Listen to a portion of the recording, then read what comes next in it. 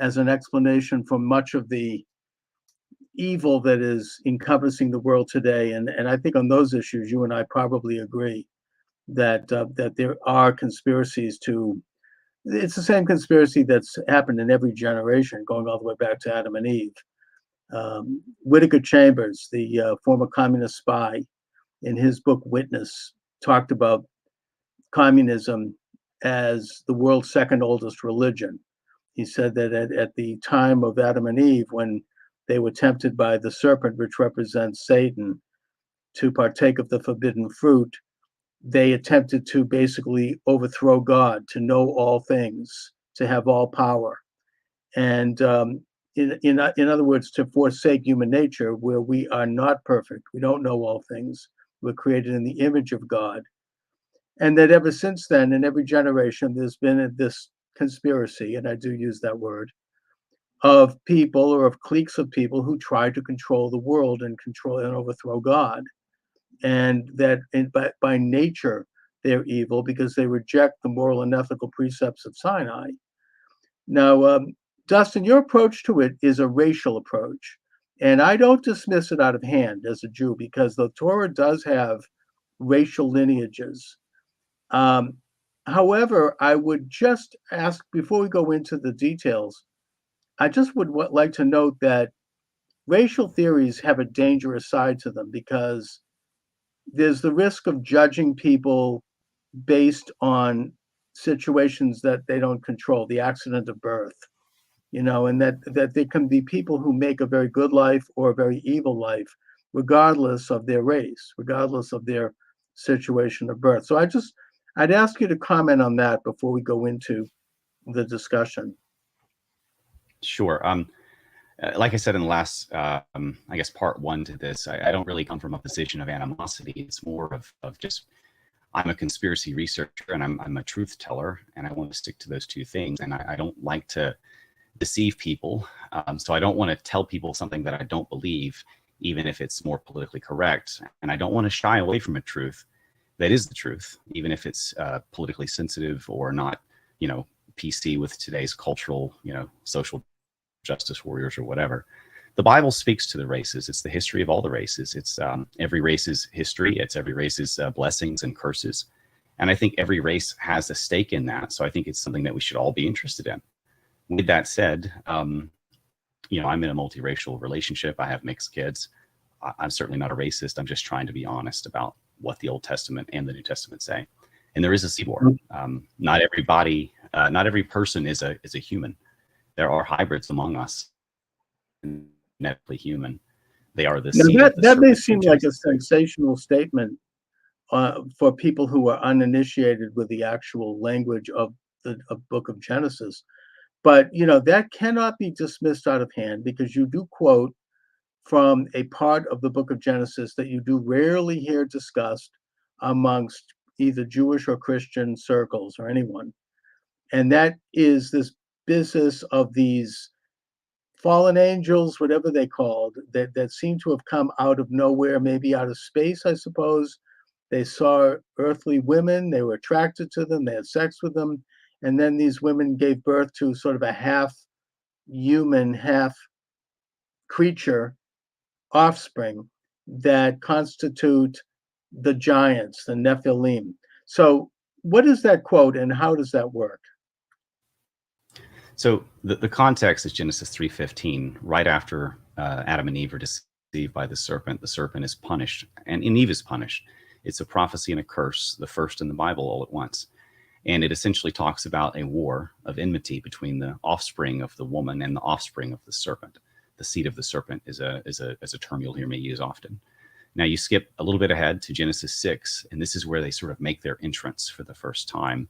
The B'nai Ha-Elohim in the original text of Hebrew, or the sons of God, the fallen angels, went into the daughters of men and begat giants or Nephilim, or there's various translations. But in essence, they were giants that had lost their growth inhibitor hormone, kind of like a modern Liger. For those who have a hard time believing giants existed, you can find them today.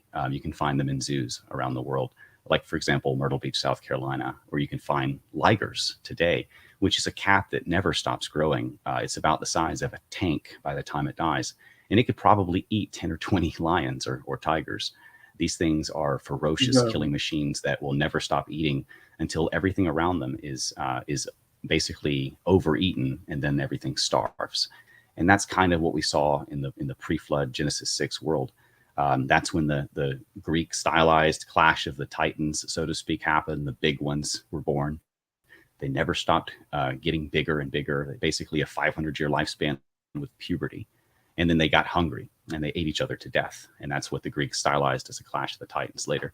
And then in the Sumerian timeline, pre and post flood, sort of the time of Noah, you see that all flesh was corrupted, and Noah was saved and his family were saved because they were pure in their generations, which is essentially that's old speak for genes. So they were pure blood in their genes, and therefore they escaped what happened to the rest of the world. Now, in the post-flood world, the giants came back. They were much smaller, and that's kind of where we start our story. That's what we went into last time, and that's the basis of historical foundation for the seed of the serpent. Archaeologically, Okay, you can find giant bones as much as dinosaur bones. Etymologically, every people in the world have stories or myths about giants. It's in all of the different mythologies and religions. Basically, it's a universal story, no matter which continent or religion or mythology that you pick. They all tell the same story. It's part of the oral law of all peoples from all over the world, and that as we talked about, and as you go into in the Seraphim, there's evidence of giant events like the building, these unexplainable, like the building of the Stonehenge in England, or those statues on Fiji Island. It would have been impossible, even today, for people to have had the technology or the ability to create those things, and yet they seem to indicate some kind of a super strong entity, a person or whatever, that did this. But I want you to go over again how it happened that man had descended, as you say, in that generation of Noah, to the point where these Nephilim had corrupted all of mankind through interbreeding, and that and Noah and his 3 sons and their families got on the boat, and everybody else was killed. So how is it that they survived the flood? Okay, so kind of starting there at the beginning, what happened between the begatting of the Nephilim for the first time, that first generation, the really big titans, the biggest of all the giants, so to speak, and then hundreds of years later, generations later, the time of Noah. And why did God not immediately flood the world and wipe out the giants? Because his purpose was not necessarily to wipe out the giants, but to save mankind. And when it was brought to the point when mankind was almost extinct, then God acted to give his children a chance. But it wasn't ever about just destroying the giants. That was not the purpose. So we see that they do come back in the post-flood world. But first, Scripture records all flesh was corrupted. If you look very carefully, some of the Apocrypha also give more detail where the fallen angels were teaching the offspring, not only their own offspring of the Nephilim, but also the offspring of man and woman, to mix different types of species DNA. So they were sinning against the birds and the beasts and the fowls and the fish and the insects, and they were trying to unlock superhuman abilities, or become as gods, or get superpower like bat. We can't even imagine I don't know. They were doing. A complete violation of nature as we know it. It's the same stuff that's happening today. You don't have to look past any sort of modern genetics magazine cover to find out that they're creating chimeras. They're creating 3-parent babies. They're creating no-parent babies. They're creating mixed species with like pigs that have human hearts growing in them, or goats that have spider silk for armor for the military. Chimeras. Milk. Yeah, like hybrids. Nephilim. Yeah, that's essentially what Nephilim means. It's a mutant. And people get it confused with giant. Generally, and at first, all Nephilim were giants. But later on, as every hieroglyphic in pretty much all of ancient history on every continent record, people were mixing with animals. You could see, like, for example, the most famous examples, perhaps in Greek or Egyptian, the man with the Horus bird head, or the jackal head, or the Okay. lion head. There's different types of these like human animal chimera symbolisms represented in the ancient world all over those megalithic structures that we still can't build today, that were obviously built by the giants. So they had these personal stories. There were whole tribes of lion men, dog men, monkey men in the ancient world, many of which were Right. wiped out completely by the flood. But every history records them. We can still find some weird bones in many cases Fantastic. to verify this, And also, I like think the that the image of elongated Satan skulls. is also half animal. I mean, right? I mean, the Baphomet, you see like horns, you see certain animal aspects. Plus, you see it's Yeah. it's unisexual. I mean, you see both male and female attributes. So, but what about how is it that they then got beyond the flood, though? I mean, what happened when Noah came off the boat with his three sons and their wives and their children? And by the way, they might have had more than one wife because this was a time of polygamy. It wasn't yet this was that wasn't yet a thing that wasn't done. How did that happen? Did some of them sneak through? I mean, what happened? So, a lot of pagan teachings and Gnostic teachings will teach that giants built their own boat or survived by clinging to the side of Noah's boat. None of that happened. As Scripture records, every single thing outside of that boat in the entire world died. There's a genetic bottleneck that we can still record, where basically all of humanity was reset, and very few genetic lines came out of that. Three primary male lines came out of that and spread over the entire world, and that would be Ham, Shem, and Japheth. Now, in essence, and this gets me some heat from fellow Christians in the theological world, because there is a debate going on about how they came back. Clearly, they did. Giants came back later. Goliath and all that. The little ones were back. They did get smaller. I think that's a hint. But in essence, you already said it. The wives of the three sons were part of all flesh was corrupted. They had no choice but to take three women, cousins of theirs actually, but part of the world of all flesh being corrupted. So those cousins had a little bit of the Nephilim DNA, at I least. see. And in the post-flood world, Ham, through his son Canaan specifically, started to have a ton of giants. The whole family tree just filthy with giants. Every single child Canaan had was a giant. So it's primarily a problem of a grandson of Noah rather than Ham himself. But you see Ham as the sinful son. That's the Right. archetype who saw his father's nakedness and then sort of betrayed his family. And then from that, I speculate, based on modern genetic sciences, something called epigenetics, that the Mhm. sinful nature of Ham is what unlocked the epigenetic nature of his wife's Nephilim DNA. This is why it did not happen with Shem and Japheth. They had pure blood humans.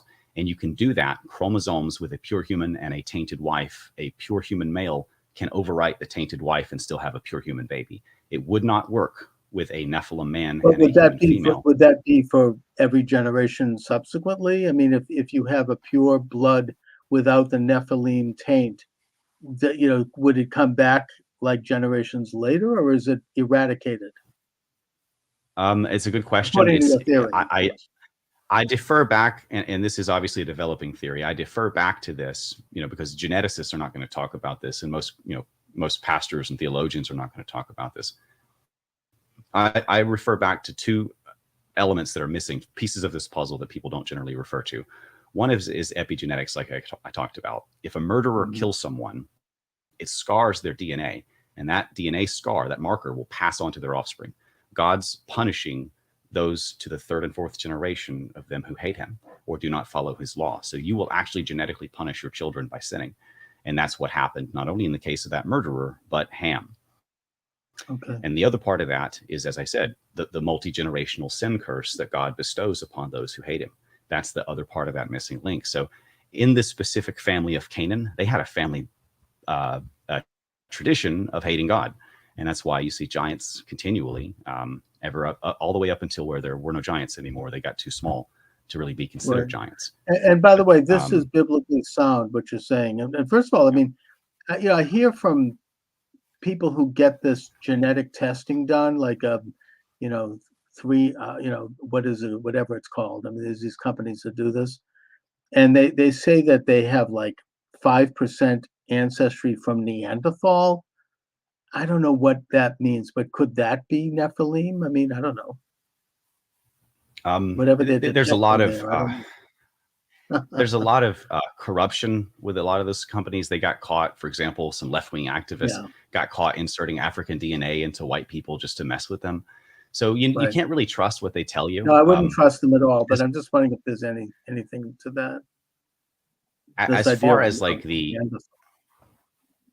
as far as some of the modern or prehistoric types of mankind that we've been taught, everybody's been shown the little monkey and the man and all those things in between. None of Oh, that's that real. stuff has There's been monkeys, debunked there's a long time mans. ago.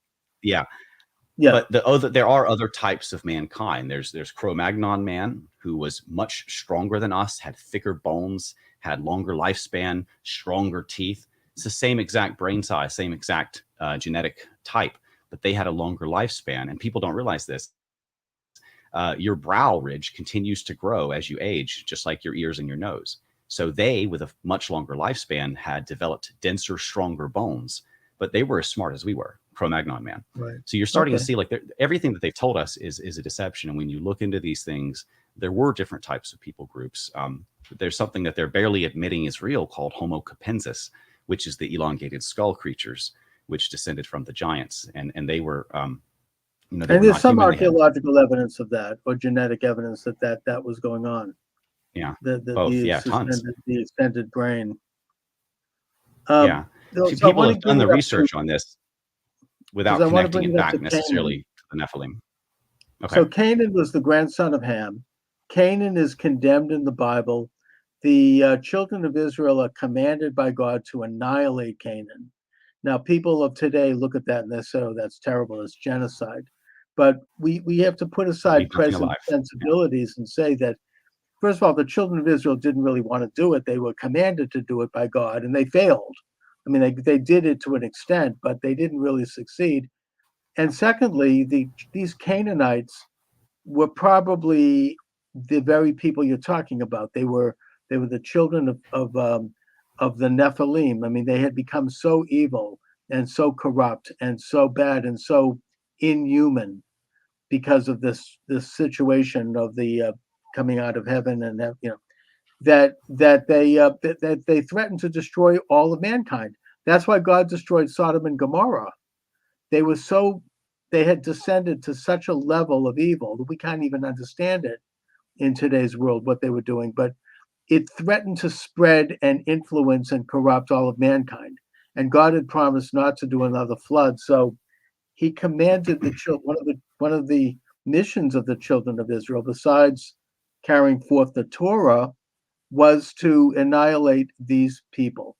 Now, if there is evidence, at least biblically, that there were giants there, because before Joshua entered the land of Canaan and to create the Holy Land, the Holy Commonwealth, he had to defeat this king, this Og of Bashan, who was in an area that is, I don't know, today adjacent to Syria and Jordan in the northern part, west of the Jordan River, east of the Jordan River.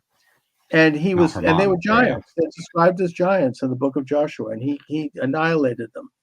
So, this was something. Plus, Goliath was a Philistine, and the Yeah. Philistines, Much I think, later. came from Mizraim, or they came from, the sea people. He is described as a giant.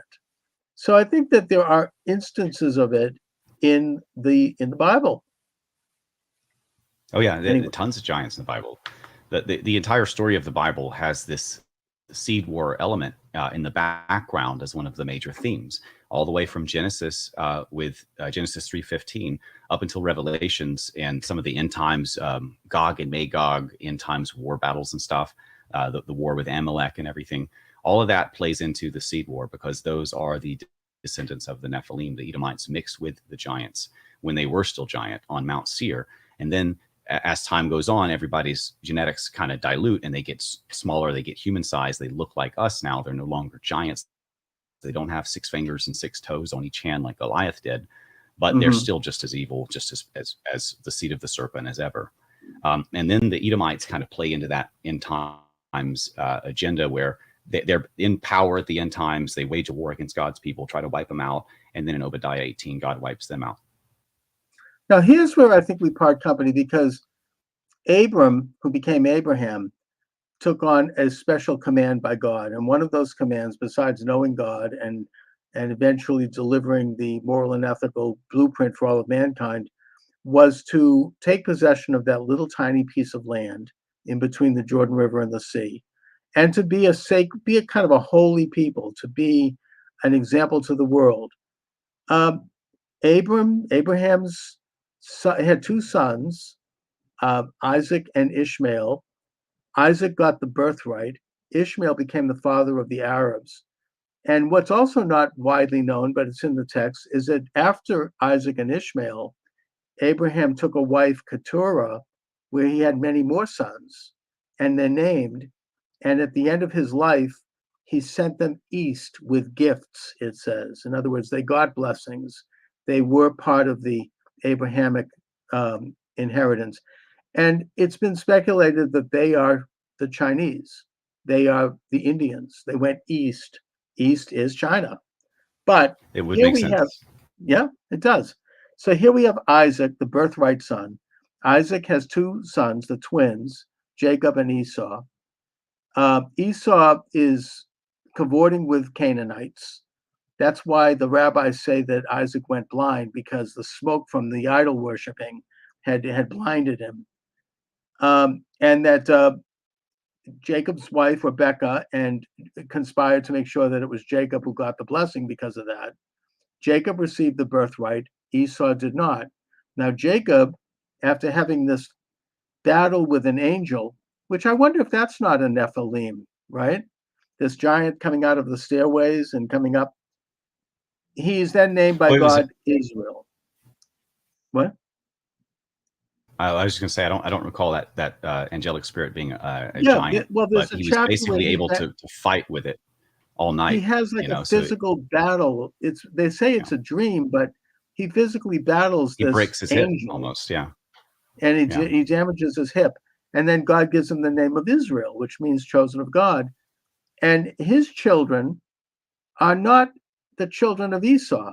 Esau was on the other side of the fence. Esau was settled in Mount Seir. Now, Mount Seir today is in a region of Jordan. It's on the southern part of Jordan, kind of near where Petra is and the Nabateans. And they were separate. They were enemies of the children of Israel, eternal enemies of the children of Israel. The children of Israel went into captivity in Egypt. And yet you seem to be suggesting that the children of Israel somehow became the children of Esau. How does that work?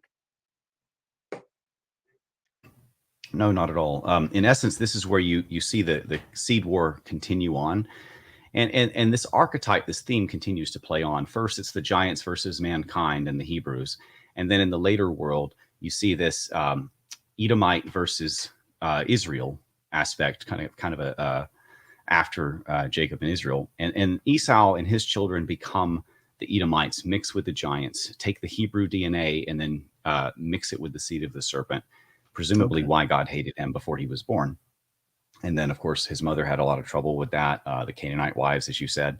And also later on Mount Seir, his tribe, after he was dead, mixed with the Horites, another tribe of Canaanite giants, and like double Mhm. dipped essentially into the seed of the serpent after betraying them on Mount Seir and taking their land, basically.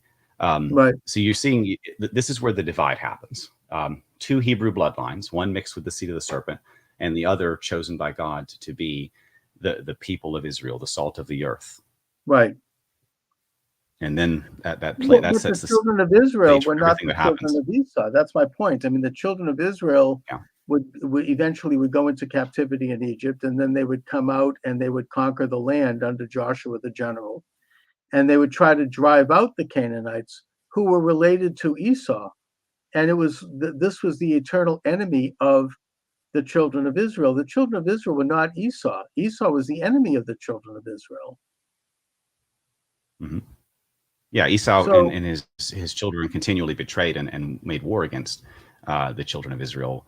And it was pretty much right after Jacob died, you see the betrayal. They tried to steal the tomb, and everything that happened after that was one long sort of betrayal from cousins.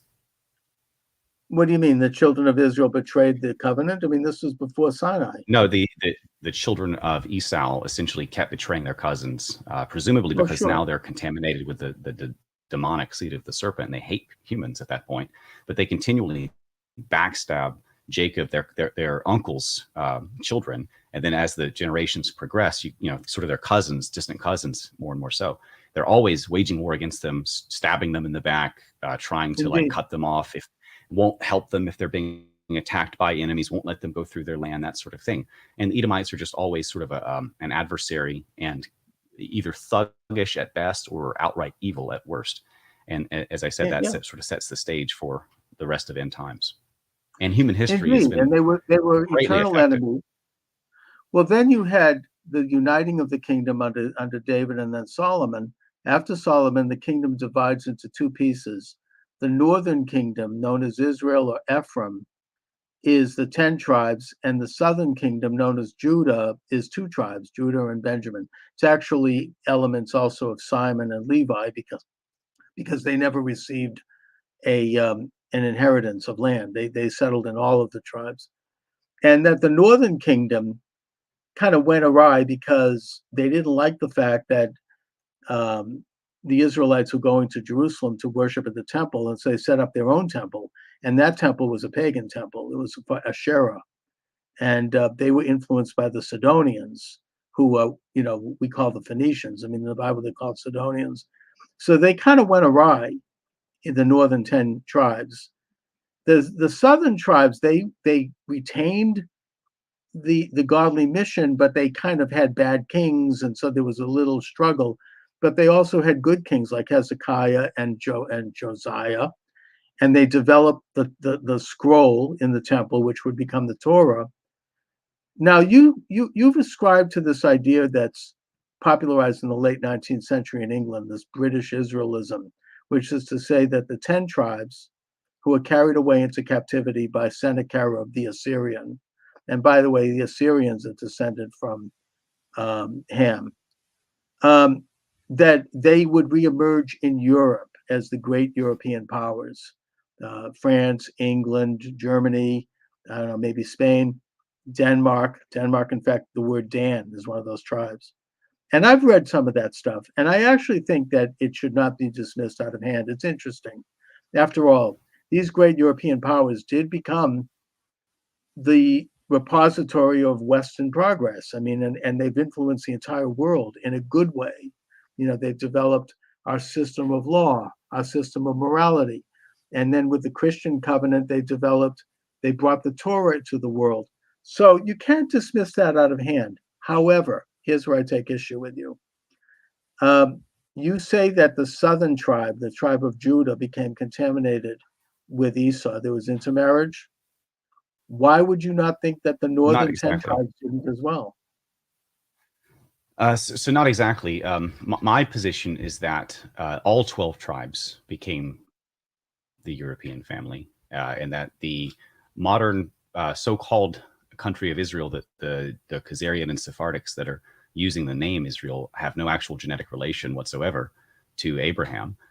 There is one small example where some of some of the line of Judah mixed with the Canaanites through Shelah. There are and Tamar. There may be some small examples there where there is an exception, but for the most part, Khazarians cannot actually prove that they are Israelites, and they didn't fit or fulfill any of the promises or prophecies. For example, to have the kind of numbers that the offspring of Abraham have, the Chinese and the Indians are very populous. The Arabs are very populous. All of those could make sense for being offspring of Abraham. Oh, The yeah, absolutely. white race, before modern times, because we're about extinct now, but we're sort of going through end times. The white race multiplied and basically pioneered the whole world and fulfilled the prophecies of the tribe of Israel, essentially, to spread God's word everywhere. So, you know, the only people group in the world that fits all of the prophecies of Israel would be the European whites, so to speak. Not all whites are of Jacob Israel, but the European white family, blessed with, you know, a ton of offspring, just like the rest of the Abraham descendants, fulfill that prophecy. So there's been a massive Okay. identity theft. Well, but I would suggest that what you're saying here is not historically accurate, let alone biblically accurate, because the tribe of Judah did not disappear when Sennacherib took away the 10 tribes of the northern kingdom. That's according to the book of Kings, second book of Kings, and the book of Chronicles. It shows that they endured, that they continued with the dynasty of David for another maybe 150 years. Eventually, they would be taken into captivity, according to the Bible, by Nebuchadnezzar, the Babylonian king, who brought them to Babylon, or most of them to Babylon. There was a remnant that remained under Gedaliah. And then the Persian king, Cyrus the Great, who in the book of Ezra, which is part of our Bible, is called a Messiah. He issued an edict that is republished in the book of Ezra, commanding the Jews of, and by that time they were using the word Jew or Judean, to go back to their country from captivity and to rebuild their temple, which they did under the leadership of Ezra and the general Nehemiah. That's historic. I think that's also biblical. I That's have the no book problem of with that. Ezra. I have no problem with those things. What's your problem with that? I have no problem with that. All of that No. still works and syncs with what I'm saying. The 12 tribes may have taken different routes to become Europe, but they all became Europeans essentially. And Well, I you mean, also the have to Jews look at. also became European because after the destruction of the Second Temple, a lot of them ended up in Europe. What I would suggest is that just to bring it up to the times, I mean, the reestablishment of the Second Temple led to the Second Commonwealth, and that's the story of Hanukkah. And there were several kings, and they were a pretty mighty country until eventually they collapsed under the Romans, who destroyed the temple. But genetically speaking, I think there's been a continuity there. These were not people that were made up; they were in Judea, which eventually was renamed Palestine by Hadrian. Palestine probably being a corruption of Judea, and he felt, okay, I've now destroyed the Jews or the Judeans, but he didn't.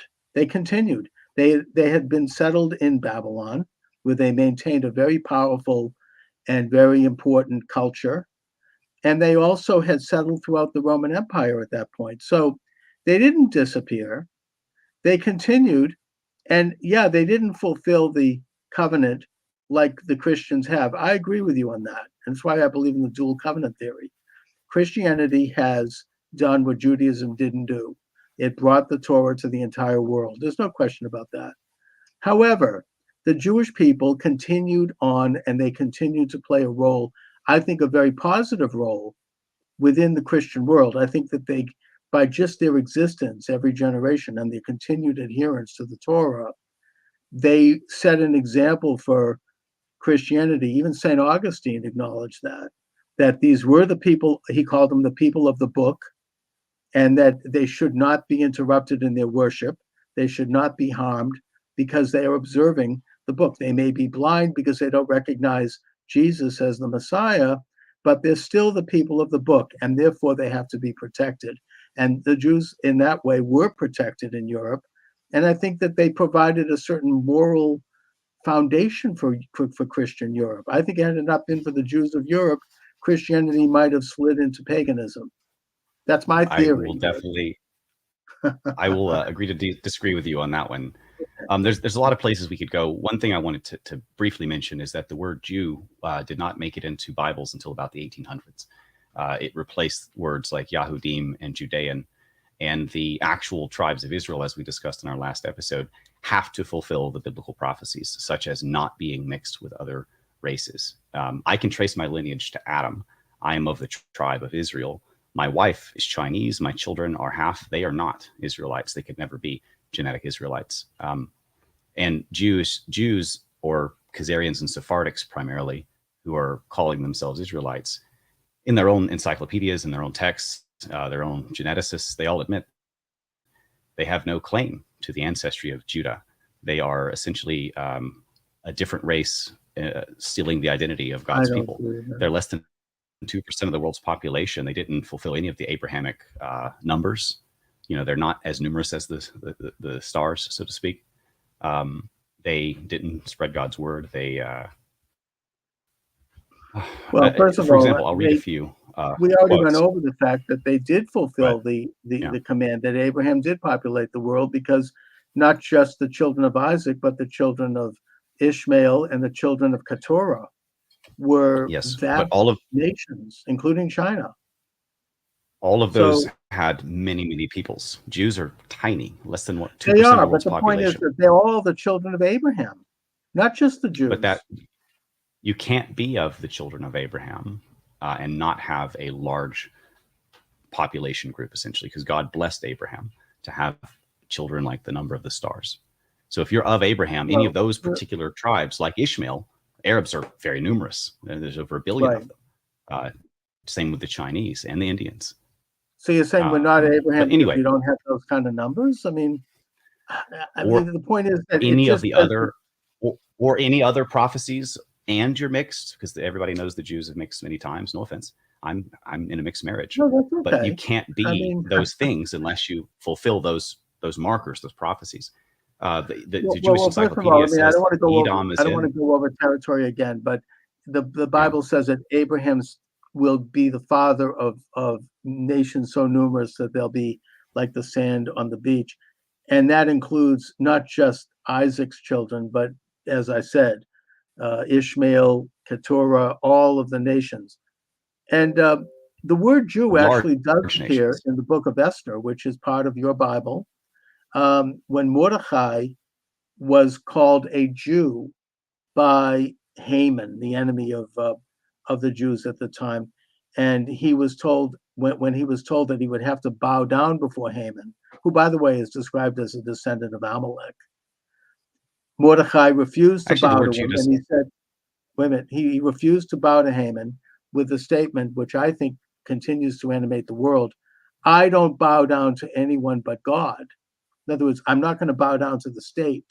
I'm not. And Jesus repeated this when Pontius Pilate said, "Who do you answer to?" He said, "I answer to a higher authority." It was right after that he was crucified. So this is a Jewish concept. We don't bow down to anyone but God. That was, and he was called a Jew in the text of the book of Esther, which is part of the Bible. So the word Jew does exist. The It was probably more Judean in Roman times, but Jew is just short it for was Judean. See, the word Jew actually confuses the Bible greatly because it mixes a local national multicultural national group like Judea, and it mixes it with a specific racial family group like Yahudim of Judah. So when you mix those two, a lot of parts of the Bible in English don't even actually make sense anymore because they've used the word Jew rather than the original words. Until about the Well, it 1800s, became you Jew never after saw the this word fall in of the scriptures. destruction of the temple, I think, Dustin. And as far Well, as it's part racially of this. mixing, I Yeah, don't think the Jews, there was some racial mixing. There's no question about that. But I think that for the most part, Jews have not gone outside the tribe. I mean, even in the 2,000 years of that's not true. diaspora, I mean, there's Actually, some. that's very much And this is by the very way, much not true.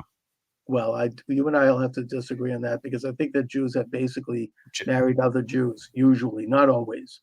And also, there have Modern been a steady genetics stream. will not. Yeah, modern All right, genetics look, I does understand not that, hold that but out. I get that there's some intermarriage, but also there have always been Jews through each generation who have converted to Christianity, right? Even now, you look at some of the prominent people around I President Trump, who are, you think they're Jews, but they converted to Christianity. So are they also descended from the historically Nephilim? I have never seen an instance where a Jew converted to Christianity where they were not Oh, I could inserting give you false many doctrine instances as a of that. I weaponized mean, they attempt become born again to Christians. pervert Christianity. You see a lot of them Oh, on TV, people like Billy Graham, who was born with a Jewish name, who convert, change their name, and then start spreading false doctrine and leading Christians astray, which is something that the Bible warns us about. Essentially, Jews have been trying to wipe out Christians at a genetic and religious level since they founded Judaism right after Christianity was founded. It's actually younger than Christianity.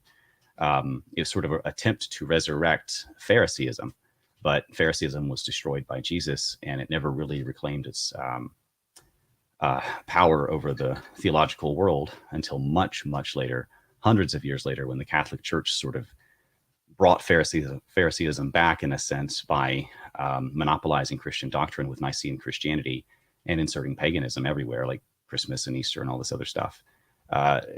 Then you see the Jesuitical limited order Jews for sort of that. I mean, not until up into the Jesuitical order part. I blame the Jews for the Freemasons, and I do blame the Jews sort of loosely, so to speak, for Rome as a whole. As far back as Julius Caesar, he was betrayed by his own friend because he was basically kissing butt to the Jewish political class in order to become emperor, and that's why Brutus stabbed him. As far as Nero, for example, pre-Christian Rome, Emperor Nero, with his Jewish girlfriend, kicked his wife to death, his pregnant wife to death, and then set his own city on fire in order to blame the Christians, who then were thrown to the lions, forced to fight to the death in the Colosseums, burnt in the streets, just mass murdered. There has been this seed war, so to speak, attempt to wipe out Christians every chance Jews get. And I don't mean to be offensive. This is just the historical facts. That's okay. I mean, I think that there is also an attempt by Christians to wipe out Jews that culminated with Adolf Hitler. But look, the thing is, Julius Caesar was the Jews of Judea did ally themselves with Caesar against Mark Antony, and he was friendly to the Jews after that. That's true. But they were the political power behind Rome for hundreds of years before Rome I don't know about that. I think that's created the Christian religion. Then why did the Romans destroy the Second Temple? I mean, why did they wipe out the Jewish people at the Bar Kokhba? Why didn't they allow a kingdom of Judea if the Jews were so powerful? Doesn't seem to make sense. However, whenever you read into well, if you read the biblical stories, remember, from my perspective here, we're not talking about the Jews. We're talking about the Hebrews, and then later the people of Israel, or the Yahudim, or Judeans, depending on which. Right. Well, what the Judeans, the Hebrews, or you say you don't make that connection that the Judeans of the Second Temple period, of Jesus's period, actually, that they were not the real Jews. I mean, that they had already been somehow replaced. I mean, wasn't Jesus a Jew? I think you're frozen on me, Dustin. Must be the heat. All right, I think that Dustin will come back. There's a little bit of a freeze here. Anyways, interesting conversation. Dustin, are you there? You seem to be frozen out. Not by me. I mean, I'm interested in this. Let me see if I can enlarge it. Well, I think he's gone. All right, Dustin, call back in. Let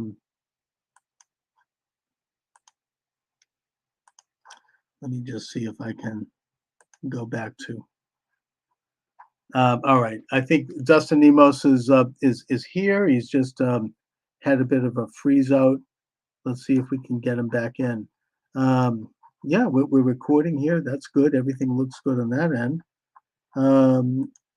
Are you there? Call back in. Dustin, where are you, Dustin? Anyways, to hub for a bit here. Interesting talk. Maybe if he can't come back, I'll do another segment with him. It's kind of nearing the end of the program anyway. We're both sweating like crazy because of the weather. I don't want to run the air conditioner because of the noise. But interesting conversation. I think Dustin Nemos means very well. I don't, I respect his point of view, but I want to debate him with respect and see if we can come to some kind of a presentation where each side gets to be heard properly, and my listeners and my viewers can make up their own mind. Anyways, I can see that he's gone, so I'm going to wrap things up.